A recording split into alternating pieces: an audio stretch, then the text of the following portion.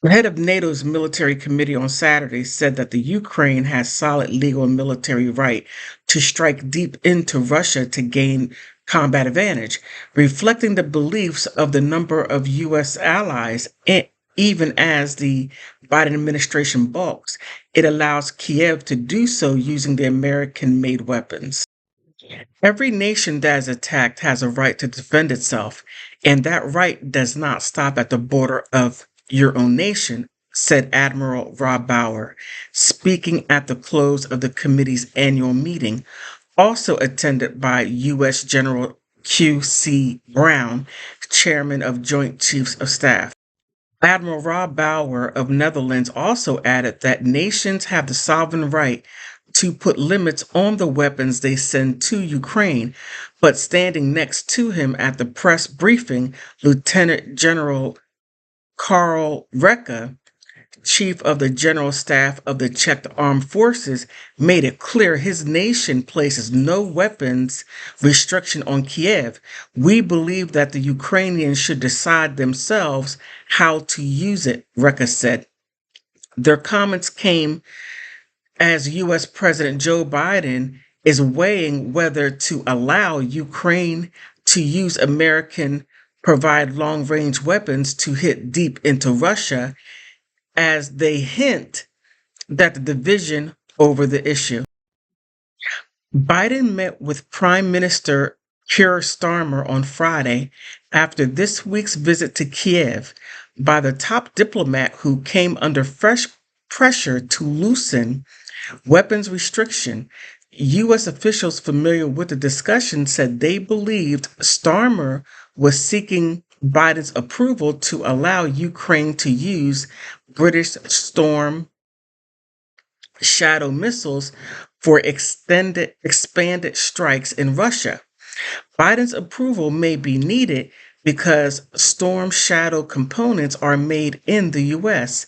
The officials who spoke on conditions of anonymity to share the status of private conversations say they believed Biden would be amenable, but there has been no decision announced yet. Providing additional support and training for Ukraine was a key topic at the NATO chiefs meeting, but it wasn't clear Saturday if the debate was over the U.S. restriction was discussed. Many of the European nations have been vigorously supportive of Ukraine in part because they were worried about being the next victim of an empowered Russia. At the opening of the meeting, Czech Republic President Petro PWL broadly urged the military chiefs gathered in the room to be bold and open in articulating your assessments and recommendations. The rounder and the softer they are, the less they will be understood by the political level. The allies, he said, must take the right steps and the right decisions to protect our countries and our way of life. The military leaders routinely develop plans and recommendations that are then sent to the civilian NATO defense secretaries for decisions and then on to the nation's leader in the alliance. The U.S. allows Ukraine to use American provided weapons in cross border strikes that counter attacks by Russian forces, but it doesn't allow Kiev to fire long range missiles such as the ATACMS deep into Russia. The U.S. has urged that the Ukraine has drones that can strike far into and should use ATACMS judiciously because they have a limited number. Ukraine has increased its pleas with Washington to lift restrictions, particularly as winter looms and Kiev worries about Russian gains during the colder months.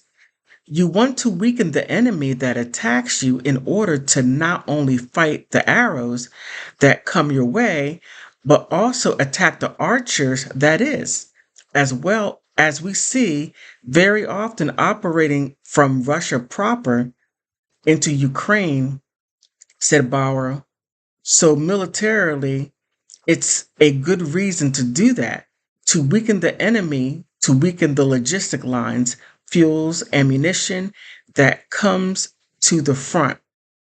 That is what you want to stop if you do it. Brown, for his part, told reporters traveling with him to the meeting that the U.S. policy on long range weapons remain in place. But he added, by the same token, what we want to do is, regardless of the policy, we want to continue to make Ukraine successful with the capabilities that have been provided by the U.S. and other nations in the coalition, as well as weapons Kiev have been able to build itself.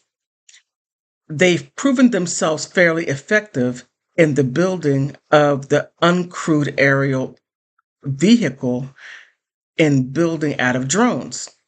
Brown told reporters traveling with him, meeting in Europe.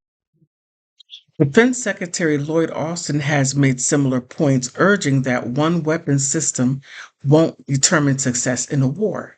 There are a number of things that go into the overall equation as to whether or not you want to provide one capability or another, Austin said Friday. There is no silver bullet when it comes to things like this, as he noted that Ukraine has already been able to strike inside Russia with its own internally produced system, including drones.